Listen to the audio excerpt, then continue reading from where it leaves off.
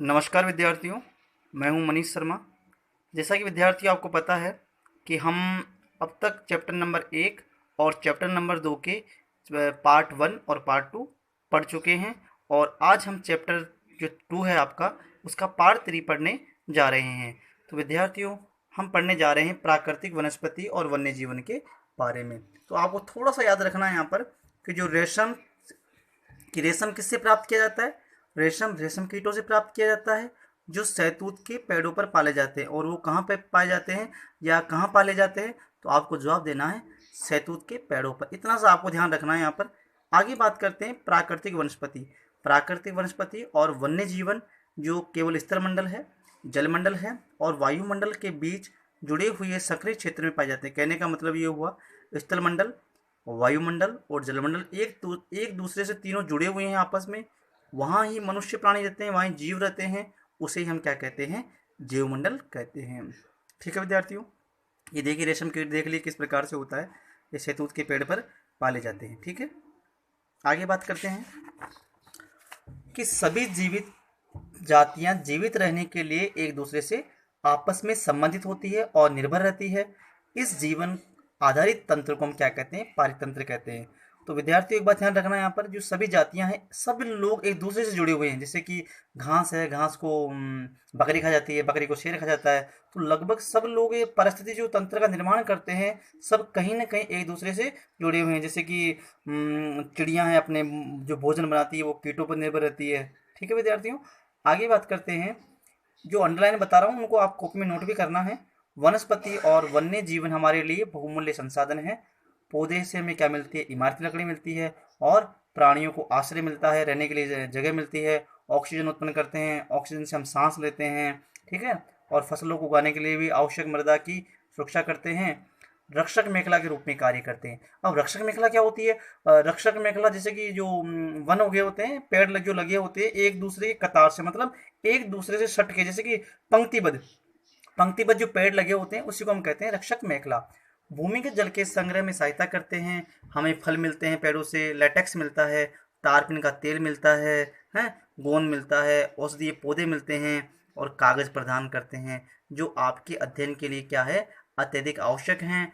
पौधों के असंख्य उपयोग, कहने का मतलब ये हुआ पेड़ पौधे हमारे लिए बहुत सारी जो चीज़ें हैं वो हमें प्राप्त होती है। जैसे ईंधन प्राप्त होता है, हम सांस लेते हैं, ऑक्सीजन प्राप्त होता है, और भी ईंधन की प्राप्ति होती है। और भी बहुत सारी चीज़ें हैं, फर्नीचर वगैरह जो बनता है वो सब पेड़ पौधों के जो पौधे पेड़ होते हैं उनसे बनाया जाता है।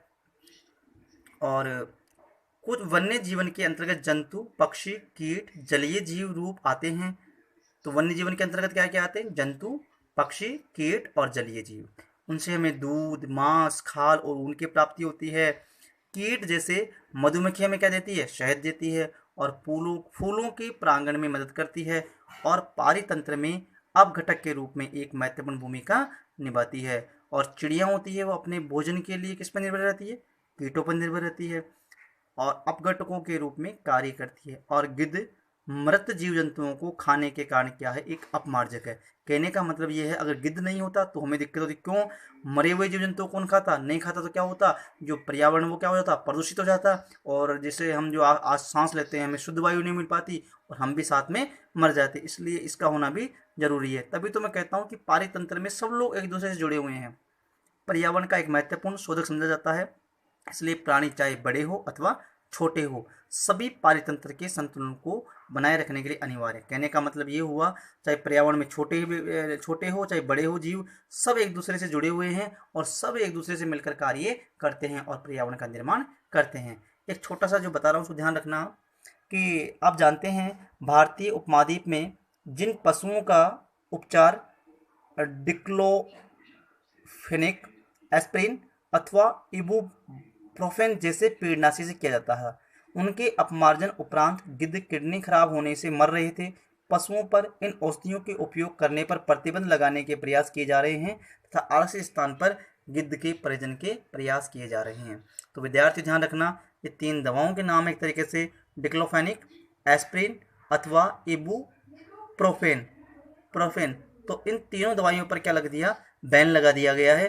क्यों? इससे क्या है, गिद्ध नहीं मरेंगे और गिद्ध पर प्रजनन के प्रयास किए जा रहे हैं ताकि अब गिद्ध का हमारे जीवन में क्या योगदान रहा कि ये क्या करते हैं, जो जीव जंतु होते हैं मरे हुए उनको खा जाते हैं, जिससे क्या है वायु या अपना पर्यावरण है वो दूषित नहीं होता है। तो इस पर क्या क्या गवर्नमेंट ने इन तीनों दवाओं पर क्या कर दिया, बैन लगा दिया। ठीक है विद्यार्थियों, आगे बात करते हैं प्राकृतिक वनस्पति का वितरण कि वनस्पति का वितरण किस प्रकार से है। तो हमें ये जानना है कि वनस्पति मुख्य रूप से तापमान और आर्द्रता पर निर्भर करती है। तो आपको ध्यान रखना है कि वनस्पति कैसे निर्भर करेगी, तापमान और आर्द्रता पर। तो विश्व की जो वनस्पति है उसको मुख्य रूप से 4 भागों में बांटा गया, वन है, घास स्थल है और गुल्म है और टुंड्रा है। तो घास स्थल कहाँ पाए जाएंगे, जहाँ सामान्य वर्षा होगी। गुल्म कहाँ पाए जाएंगे, जहाँ शुष्क क्षेत्र होंगे। और टुंड्रा वन कहाँ पाए जाएंगे, जहाँ ध्रुवीय प्रदेश होंगे। थोड़ा मैं आगे और बता देता हूँ आपको। आप देख लो घास के स्थल और वन, देखो आप दिखाई दे रहे हैं अच्छे, कितना सुहावना मौसम है ना। हाँ चलिए आगे मैं आपको वन में अजगर दिखाता हूँ। देखो ये अजगर आ गया साहब, वन में अजगर। डरना नहीं है, डरना नहीं है, देखना है खाली सिर पे। अच्छा लग रहा है ना। चलो, अब भारी वर्षा वाले क्षेत्रों में विशाल वृक्ष उग सकते हैं। इस प्रकार वन प्रचुर जल आपूर्ति वाले क्षेत्रों में पाए जाते हैं। मतलब जहाँ ज़्यादा वर्षा होगी वहाँ ज़्यादा पेड़ होंगे, पौधे होंगे, पेड़ पौधे होंगे तो पौधे से पेड़ बनेंगे। जैसे जैसे आर्द्रता कम होती जाएगी, जैसे जैसे आर्द्रता कम होती जाएगी वैसे वैसे वृक्षों का आकार, उनकी सघनता कम होती जाएगी। सघनता मतलब जो विरल है, मतलब बड़े बड़े हैं, बड़े क्षेत्र पर फैले हुए हैं, वो कम हो जाएंगे। अब यहाँ से आप ध्यान रखना कि सामान्य वर्षा वाले क्षेत्रों में छोटे आकार वाले वृक्ष और घास उगते हैं, जिससे विश्व के घास स्थलों का निर्माण होता है। कम वर्षा वाले शुष्क प्रदेशों में कटीली झाड़ियाँ और गुल्म उगते हैं। इस प्रकार के क्षेत्रों में पौधों की जड़ें गहरी होती है और वाष्पोत्सर्जन से होने वाली आर्द्रता की हानि को घटाने के लिए इन पेड़ों की पत्तियां कांटेदार और मोहमी सतह वाली होती है। शीत ध्रुवीय प्रदेशों की टुंड्रा वनस्पति में मांस और लाइकेन शामिल है। तो थोड़ा सा आपको ध्यान रखना है क्या कि घास कहाँ उगती है, घास और वृक्ष सामान्य वर्षा वाले क्षेत्रों में, और कम वर्षा वाले शुष्क प्रदेशों में कटीली झाड़ियाँ और गुल्म उगते हैं। आपने कभी नाम सुना होगा झाड़ी, जैसे कि बोर की झाड़ी होती है, बोर खाए हो तो आपने। केर की झाड़ी होती है, और एक थोर की होती है, एक खेर की होती है। खेर से जैसे आपने कभी पान खाया हो तो पान पे जो वो लगाते हैं ना खत्ता, वो गुलाबी कलर का देखा हो तो आपने, वो खेर होता है। ठीक है। और जो ध्यान रखना, और जो ध्रुवीय प्रदेश है वहाँ कौन सी वनस्पति पाई जाती है, टुंड्रा वनस्पति पाई जाती है। और उसमें कौन कौन शामिल है, मांस और लाइकेन। पिछले 2 शताब्दियों में विश्व में जितने लोग थे इस समय उनसे कई अधिक लोग हैं। बढ़ती जनसंख्या के पोषण के लिए, फसलों को उगाने के लिए वृक्षों के विशाल क्षेत्रों से वृक्ष काट दिए गए हैं। विश्व भर में वनों का आवरण तेजी से समाप्त हो रहा है। इस बहुमूल्य संसाधन के संरक्षण की तुरंत आवश्यकता है। कहने का मतलब ये हुआ, हमें अधिक से अधिक पेड़ उगाने चाहिए, वृक्षों को काटना नहीं चाहिए। ठीक है विद्यार्थियों, ये देखो स्कूल के छात्रों में एक वनों द्वारा बनाया गया कोलाज है। आप भी एक ऐसा कोलाज बनाएं। कोलाज का मतलब होता है फ्रेम, जैसे बच्चों ने बनाया, देखो पेड़ भी बना रखा है, कागज भी बना रखे हैं, घर भी बना रखा है, सारी चीज़ें इसमें बना रखी है। तो समझ गए होंगे, आपकी फसलों को उगाने के लिए वनों के विशाल क्षेत्रों से वृक्ष काट लिए जाते हैं। तो विश्व भर में वनों का आवरण क्या हो रहा है, तेजी से समाप्त हो रहा है। हमें इस पर रोक लगानी चाहिए। क्यों? क्योंकि हमारे ये बहुमूल्य संसाधन है। आइए विद्यार्थियों, अब बात करते हैं प्राकृतिक वनस्पति और वन्य जीवन संरक्षण। तो वन हमारी संपदा है, सबको पता है। पौधे जंतुओं को आश्रय प्रदान करते हैं और साथ ही पारितंत्र को अनुरक्षित रखते हैं। जलवायु में परिवर्तन और मानव हस्तक्षेप के कारण पौधों और जंतुओं के प्राकृतिक आवास नष्ट हो जाते हैं। बहुत सी जातियां असुरक्षित अथवा संकटापन है, मतलब कई तो समाप्त हो चुकी है और कई समाप्त होने के कगार पर है। कुछ लुप्त होने के कगार पर है। वनोन्मूलन, मृदा अपरदन, निर्माण कार्य, दावानल और भूस्खलन से कुछ मानव और प्राकृतिक कारक हैं। तो हमें क्या करना चाहिए, वनोन्मूलन नहीं करना चाहिए, मृदा अपरदन नहीं होना चाहिए, मतलब मृदा के कटाव को रोकना चाहिए, अधिक से अधिक पेड़ लगाने चाहिए, निर्माण कार्य कम से कम हो तो पेड़ों को नुकसान नहीं होना चाहिए। अग्नि वगैरह है, भूस्खलन वगैरह, इनसे वनों को मतलब जो लुप्त नहीं होने देना चाहिए। आज की मुख्य चिंताओं में से एक अनाधिकार शिकार करने की संख्या का बढ़ना है, जिससे कुछ खास प्रजातियों की संख्या, ये आप देख लीजिए, सुनामी के पश्चात ग्रेट निकोबार की वर्षा प्रचुर वन में क्या हो गई, क्षति हो गई। सारे देखो पेड़ पौधे जल गए ना, कैसे ये मतलब अग्नि के रूप, मैंने कहा ना दावानल, दावानल का मतलब होता है अग्नि। देखिए पेड़ कैसे बिल्कुल मुरझा गए, सूख गए सारे, जल गए सारे। अब ग्रेट निकोबार कहाँ है? कभी आपने सुना होगा, अंडमान निकोबार का नाम सुना है। और अंडमान निकोबार कौन सी साइड में है? आपने कभी सुना होगा, बंगाल की जो खाड़ी है वहाँ अंडमान निकोबार द्वीप है। ठीक है विद्यार्थियों, अब आगे बात करते हैं हम कि तेजी से कमी आई है। तेजी से कमी काहे में आई है? हाँ, प्रजातियों की संख्या में तेजी से कमी आई है। पशु, खाल, चमड़ा, नाखून, दांत और पंखों के साथ साथ सींगों के एकत्रीकरण और गैर कानूनी व्यापार के लिए जंतुओं का अनधिकार शिकार किया गया। इनमें से कुछ जंतु चीता, शेर, हाथी, ब्लैक बक, मगरमच्छ, दरियाई घोड़ा, हिम तेंदुआ, शुतुरमुर्ग और मोर है। इनका संरक्षण जागरूकता बढ़ाकर किया जाता है। कहने का मतलब ये हुआ कि जो चीता, शेर, हाथी, ब्लैक बक, मगरमच्छ, दरियाई घोड़ा, हिम तेंदुआ, शुतुरमुर्ग और मोर को हमें बचाना चाहिए। मतलब जागरूकता फैलानी चाहिए, जागरूकता अभियान चलाए जाने चाहिए ताकि इन जीवों को क्षति नहीं होनी चाहिए। देखिए आप ब्लैक बक दिखाता हूँ आपको मैं। ब्लैक बक को देखो, इसके सींग भी देखो कैसे लग रहे हैं, अच्छा लग रहा है ना? हाँ। अब राष्ट्रीय उद्यान वन्य जीवन अभ्यारण्य, राष्ट्रीय उद्यान वन्य जीव अभ्यारण्य जैव मंडल निश्चय हमारी प्राकृतिक वनस्पति और वन्य जीवन को सुरक्षित रखने के लिए बनाए जाते हैं। सक्रिय घाटियों, झीलों और आर्द्र भूमि का संरक्षण मूल्यवान संसाधन नष्ट होने से बचाने के लिए आवश्यक है। अब मन में यहाँ सवाल आया होगा, राष्ट्रीय उद्यान सब जानते ही होंगे, वन्य जीव अभ्यारण्य भी सब जानते हैं, अब जीव मंडल निश्चय ये क्या होता है? तो ध्यान से सुनना कि ये एक ऐसी श्रृंखला है जिसे संरक्षण और विकास के बीच संबंध को प्रदर्शित किया जाता है। संरक्षण और विकास के बीच जो संबंध स्थापित किया जाता है उसे हम क्या कहते हैं? जैव मंडल निश्चय कहते हैं। आइए थोड़ा सा हम देखते हैं एक बार, ये पेपर की कटिंग दे रखी दावानल वाली, मतलब जो अग्नि वाली है वो देखो आप, थोड़ा सा इसको समझ आ रहा हो तो आपको, इसमें पेपर की कटिंग है। चलिए अब शुरुआत करते हैं आगे। यदि प्रजातियों की सापेक्ष संख्या को भंग नहीं किया जाए तो पर्यावरण में संतुलन बना रहेगा, मतलब इनको खराब नहीं किया जाए तो। विश्व के अनेक भागों में मनुष्य ने अपने क्रियाकलापों से अनेक प्रजातियों के प्राकृतिक आवासों में उथल पुथल कर दी है।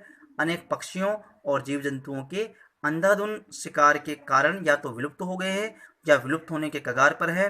प्रादेशिक प्रदेशों के अनुसार सामुदायिक स्तर पर जागरूकता कार्यक्रम जैसे सामाजिक वानिकी, मतलब सामाजिक कार्यक्रम किए जाए, वन महोत्सव किए जाए। वैसे मेरे हिसाब से वन महोत्सव हमारे यहाँ 1 अक्टूबर से 7 अक्टूबर के बीच चलता है, को प्रोत्साहित करना चाहिए। स्कूल के बच्चों को पक्षी देखने, प्राकृतिक कैंपों में जाने के लिए प्रोत्साहित करना चाहिए ताकि वे विविध जातियों के निवास का अवलोकन कर सके। जैसे बच्चों का जो स्कूल टूर वगैरह होता है उनको ऐसी जगह लेके जाए, चिड़ियाघर वगैरह है जहाँ वन देखने को मिले, जो वन्य जीवन देखने को मिले, पक्षी देखने को मिले, ताकि उनको क्या हो, मज़ा आए, अच्छा लगे, ताकि उनको जान सके, विविध जातियों के बारे में जान सके। बहुत से देश पक्षियों और पशुओं को मारने और उनके व्यापार करने के विरुद्ध हैं। भारत में शेरों, चीतों, हिरणों, भारतीय सारक और मोर को मारना अवैध। आपको पता है ये मोर तो क्या है, हमारा राष्ट्रीय पक्षी है, और राष्ट्रीय पशु क्या है हमारा? बाघ है। तो शेर है, चीता है, हिरण है, सारंग है, मोर, इनको मारना क्या है? अवैध है। ठीक है, एक शब्दावली आप देख ले, राष्ट्रीय उद्यान क्या होता है कि वर्तमान और भविष्य की पीढ़ी के लिए एक या अधिक से अधिक तंत्रों की पारिस्थितिकी एकता के लिए रक्षा के लिए नामित किया गया जो प्राकृतिक क्षेत्र होता है वही क्या कहलाता है? राष्ट्रीय उद्यान कहलाता है। तो आगे देखना आप कि एक अंतर्राष्ट्रीय परिपाटी CITES, the convention on international trade in endangered species of wild fauna and flora की स्थापना की गई है। ये जो CITES इसी का पूरा नाम है, जिससे प्राणियों और पक्षियों की अनेक जातियों की सूची तैयार की है। इस सूची में दिए गए सभी पक्षियों और प्राणियों के व्यापार पर प्रतिबंध लगाया गया है और पौधों और प्राणियों का संरक्षण प्रत्येक नागरिक का कर्तव्य है। आप सभी का भी कर्तव्य है कि हमें वन्य जीवन, वन्य वनस्पति, प्राकृतिक वनस्पति सभी को बचाया जाना चाहिए। इसके लिए हमें जागरूकता अभियान चलाए जाने चाहिए। देखिए आप चित्रों का झुंड दिखाता हूँ मैं आपको, दिखाई दे रहा है चित्रों का झुंड, चीतल। ठीक है, अब यहाँ एक हाथी दिखाई दे रहे हैं आपको, देखो कि काजीरंगा राष्ट्रीय उद्यान में हाथियों का झुंड। अब आपके मन में ये सवाल जरूर आया होगा कि सर ये काजीरंगा राष्ट्रीय उद्यान कहाँ है? तो विद्यार्थियों ध्यान से सुनना, काजीरंगा राष्ट्रीय उद्यान असम के अंदर है। कहाँ है? असम के अंदर है। क्या आप जानते हैं, थोड़ा सा देख लें आप एक बार, CITES, the convention on international trade in desert space of wild fauna and flora, ये क्या है? सरकारों के बीच एक अंतर्राष्ट्रीय समझौता है। इसका उद्देश्य ये सुनिश्चित करना है कि वन्य प्राणी व पौधों के नमूनों के अंतर्राष्ट्रीय व्यापार से अनेक जीवन को कोई खतरा नहीं है। मोटे तौर पर पशुओं की 5,000 जातियां और पौधों की 28,000 जातियां सुरक्षित की गई है। भालू है, डॉल्फिन है, कैक्टस है, परवाल है, ऑर्किड है और एलो कुछ उदाहरण है। तो विद्यार्थियों, आपका यहाँ चैप्टर पूरा हो जाता है। नेक्स्ट वीडियो में इनके प्रश्न उत्तर लेकर आएंगे। तो एक बार मैं फिर कह रहा हूँ, आप चैप्टर को एक बार, दो बार, तीन बार पढ़ें और समझने का प्रयास करें। वीडियो को बार बार देखें ताकि इसको आपको आसानी से समझ आ सके। तब तक के लिए आप सभी को धन्यवाद। नेक्स्ट वीडियो में फिर से मुलाकात होगी। तब तक के लिए आप घर पर रहें, स्वस्थ रहें, मस्त रहें और अपनी पढ़ाई को निरंतर जारी रखें। ठीक है विद्यार्थियों, जय हिंद, जय भारत, जय Rajasthan. Thank you all of you.